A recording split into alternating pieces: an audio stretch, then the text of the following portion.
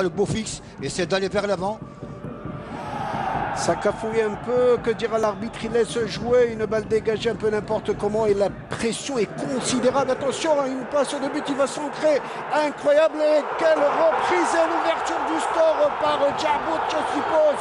Il a l'habitude de claquer ce genre de ballon et quelle passivité incroyable, c'est le numéro 23 qui a inscrit, c'était joli de la part de la JS Kabylie, bien évidemment.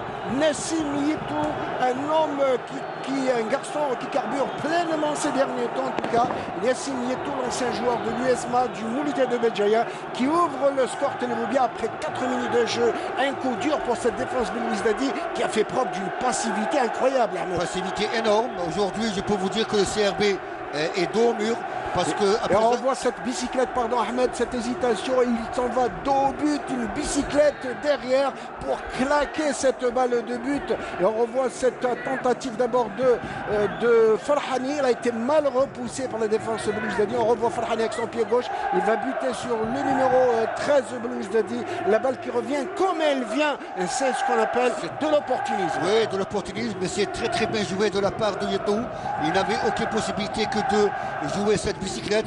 Tant mieux pour la JSK, Mohamed. Et je peux vous dire que la JSK est bien partie parce que après avoir eu beaucoup de turbulences, là maintenant lui qui revient de blessure, faut-il le rappeler.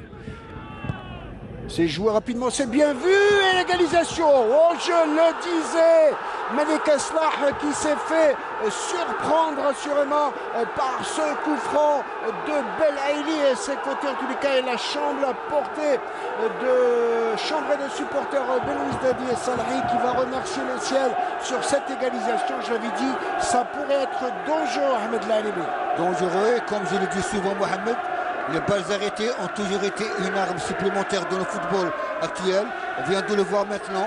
On voit donc cette action, on tire bien enveloppé au deuxième poteau et qui va buter sur le poteau pour annuler bien évidemment. Très très mal placé Malika Slah qui s'est fait surprendre sur une balle tout à fait flottante et qui va se loger au deuxième poteau, que c'était bien vu en tout cas. Et égalisation pour le CR Belouizdadi, je l'avais dit tout à l'heure, Ahmed, on le revoit encore avec plaisir, ce coup franc bien enveloppé par Belaïli, personne au deuxième poteau. Le défaut de nos équipes, surtout lorsqu'elles évoluent en déplacement.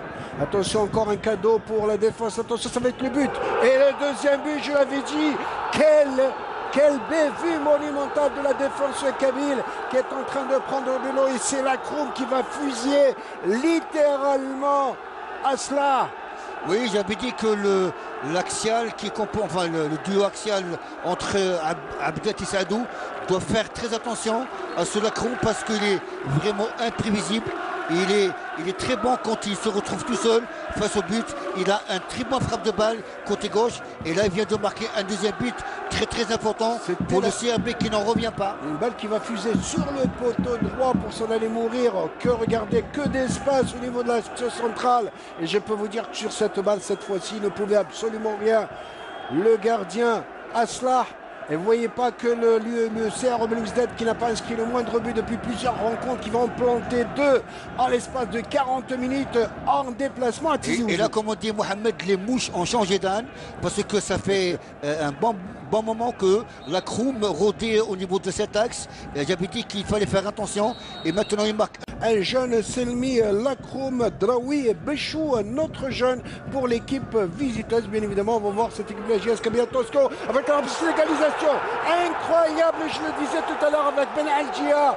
Ben Algia qui s'en va saluer son public assurément. Je le disais tout à l'heure, Ahmed Lalibi, qui va y avoir encore des buts, mon cher ami. Tant mieux pour nous, mais je peux vous dire que cette égalisation de la JSK, elle est faite suite à une erreur monumentale de Naamani qui a eu la mauvaise lecture de laisser passer le ballon et laisser Ben Algia tromper à une seule touche de balle On voit Salhi. ce centre à partir de la droite, effectivement, une petite hésitation de part de Naamani Belaïli aussi. Et il s'en va surgir comme un diable que ce Belaïli que j'avais tout à l'heure. Et on revoit sur cette partie, on a joué, on a fait partie d'une passivité incroyable encore une fois la défense. Et je peux vous dire que Salhi ne pouvait absolument rien de cette balle raclée comme une balle de ping-pong, comme par Belaïli qui va placer en connaissant le sens du but.